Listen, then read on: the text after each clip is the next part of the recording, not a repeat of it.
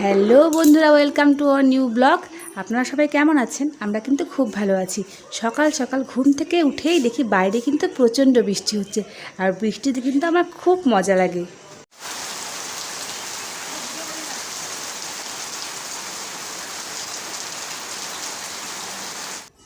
এইদিকে ময়ূরও কিন্তু বৃষ্টির আওয়াজে ঘুম থেকে উঠে পড়েছে। আর বাইরের আবহাওয়াটা যেহেতু ঠান্ডা ঠান্ডা ছিল, তাই ওকে আমি ফুল প্যান্ট ফুল জামা পরিয়ে দিচ্ছি। আর ও দেখুন একাই কি সুন্দর জুতো পরে নিল, পাকা বুড়ো একটা। তারপর যাচ্ছে বাইরে বৃষ্টি দেখতে। কি সুন্দর চুপচাপ দাঁড়িয়ে বাইরের বৃষ্টিটাকে উপভোগ করছে, দেখুন খুব ভালো লাগছে ও দেখে আমার। তার মধ্যে আমি ভাবলাম এই ফাঁকে একটু বিছানাটা গুছিয়ে নিই, কেননা ও ঘরে আসলে তো আবার দুষ্টুমি শুরু করে দেবে। ও বাইরে দাঁড়িয়ে বৃষ্টি দেখছিল, আর আমি বিছানা আর ঘর দুয়ারটা পরিষ্কার করে নিচ্ছিলাম।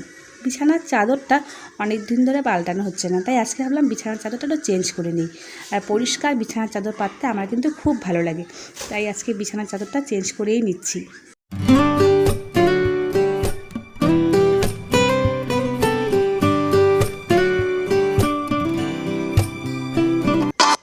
বিছানাটা পরিপাটি করে গোছানো থাকলে কিন্তু নিজের মনের মধ্যে একটা রিফ্রেশ ভাব চলে আসে, ঘরে ঢুকলে একটা শান্তি পাওয়া যায়।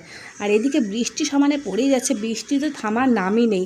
বাইরে এত বৃষ্টি হচ্ছে যে কোনো কাজই আর করা যাচ্ছে না। আর ময়ূর তো, ওর কাজের তো শেষ নেই, ও তো দুষ্টুমি করেই যাবে। ওকে আমি কোনোভাবে তাও ঘরে ঢোকানোর চেষ্টা করছি, কেননা সকালে ব্রেকফাস্টটা করাতে হবে। ও তো ঘরে আসতে চাচ্ছিলই না, তার জোর করে ঘরে নিয়ে আসলাম। এবার অনেকক্ষণ পরে বৃষ্টিটা একটু কমেছে, তাই আমি উঠোনটা একটু ঝাড় দিয়ে নিচ্ছি। আর সুন্দর একটা হাওয়া বইছিল, আর আমাদের উঠোনে বেশিক্ষণ জল থাকে না, তাই জলটা শুকিয়ে গেল। তাই পরিষ্কার করে উঠোনটা ঝাড় দিয়ে নেই। একটু হাওয়া হচ্ছিল, তাই অনেক নোংরাও হয়েছিল।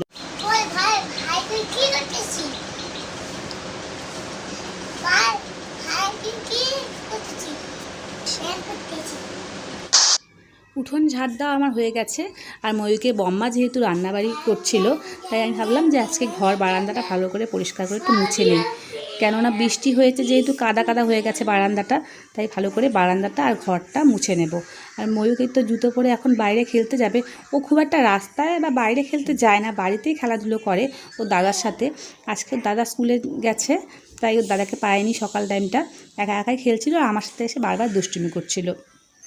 এই দেখুন, সব সময় সব কিছুকে ও বল মনে করে, এটাকেও তাই বল ভেবে নিয়ে পা দিয়ে খেলছে।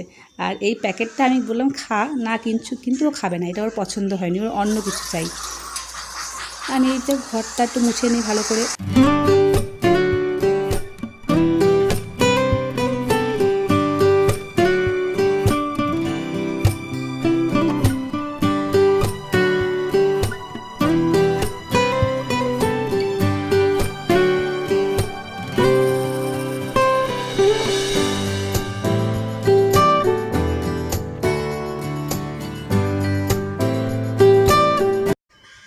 এদিকে আমি রান্নাঘরে এসে দেখি ময়ূরের বম্মা সবজি কাটতে বসে গেছে। আমি যেহেতু বাইরে কাজগুলো করছিলাম, তাই ও সবজি কাটাকাটি আজকে একাই করে নিচ্ছিল। আর এই তো ময়ূরকে স্নান করারও টাইম হয়ে গেছে, তাই ময়ূরসোনাকে স্নানটা করিয়ে নিচ্ছি। স্নান করিয়ে নিয়ে ওকে ভাত খাওয়াচ্ছি। ওকে ভাত খাওয়ানো মানে আমার একটা যুদ্ধের সমান, তাই ওকে খাওয়াতে আমার অনেকটা টাইম লেগে যায়। খাওয়ানো হয়ে গেছে, তারপর অনেকগুলো কাপড় ছিল, আর বাইরে দেখলাম বৃষ্টিটা প্রায় কমেছে, একটু হালকা রোদ উঠছে, তাই ভাবলাম কিছু কাপড় যেহেতু আছে এগুলো ধুয়েই দেই, না হলে এগুলো পরে থাকবে, আবার কালকে বৃষ্টি নামলে আর ধোয়া হবে না। কাপড় ধোয়া হয়ে যাওয়ার পরে কাপড়গুলো একটু শুকিয়ে দিচ্ছি। খুব একটা রোদ নেই, তবুও হাওয়া যা হচ্ছে কাপড়গুলো একটু হলেও শুকিয়ে যাবে, না হলে কালকে আবার রোদে দিতে হবে। ময়ূরসোনা ওখানে দাঁড়িয়ে দাঁড়িয়ে আইসক্রিম খাচ্ছে, আর আমি কাপড়গুলো মেলে দিচ্ছি।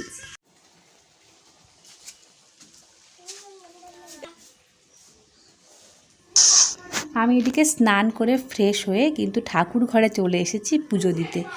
আর আমাদের যেহেতু 3 জায়গায় পুজো করতে হয়, মানে ঘরে, আবার বাইরে তুলসীতলায়, আর মন্দিরের ভেতরে, তাই আমাদের পুজো করতে কিন্তু অনেকটা সময় লেগে যায়। ভালো করে পুজো তো দিতেই হবে, কেননা ঠাকুরকে যদি আমরা ভক্তি ভরে পুজো না করি তাহলে আমাদের মনে কিন্তু প্রশান্তি আসে না।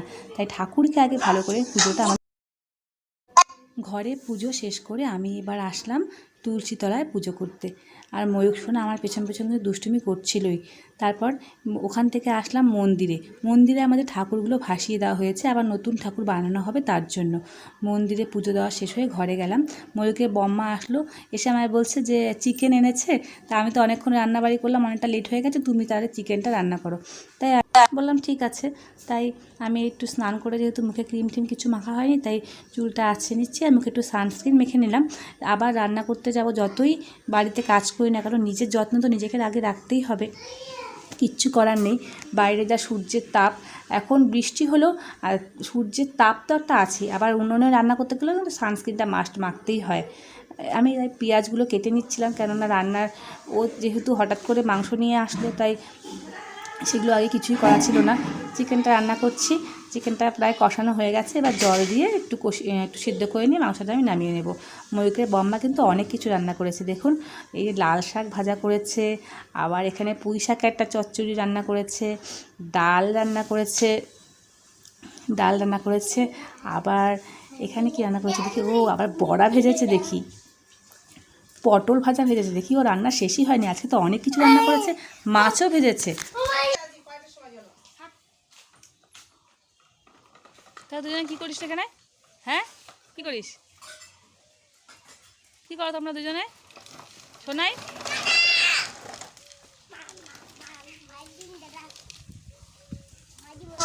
দুপুরে খাওয়া দাওয়া আমাদের কমপ্লিট হয়ে গিয়েছে, সেটা কিন্তু ক্যামেরা বন্দি করতে পারিনি। আর আমাদের দুপুরে আছে খাওয়া দাওয়া কিন্তু জমিয়ে হলো। তারপর ময়ূক সোনাকে আমি নিয়ে আসলাম ঘরে ঘুম পাড়াতে। আর এইদিকে আমার পাকা বুড়ো কাণ্ড দেখুন, ও একটা খবরের কাগজ নিয়ে বসে পড়েছে পড়ার জন্য। জোর জবরদস্তি অনেক কষ্ট করে ওকে ঘুম পাড়িয়ে নিলাম, আমিও একটু ঘুমিয়ে নিয়েছিলাম। এদিকে বিকেল হয়ে গিয়েছে, আমি এবার যাচ্ছি দোকানে চলে এসেছি। ভিডিওটা আর বড় করলাম না, আজকে ভিডিওটা এখানেই শেষ করছি। ভিডিওটা কেমন লাগলো অবশ্যই কমেন্ট করে জানাবেন। আপনাদের সঙ্গে দেখা হচ্ছে আবার কোনো নতুন ভিডিওতে। সবাই ভালো থাকবেন।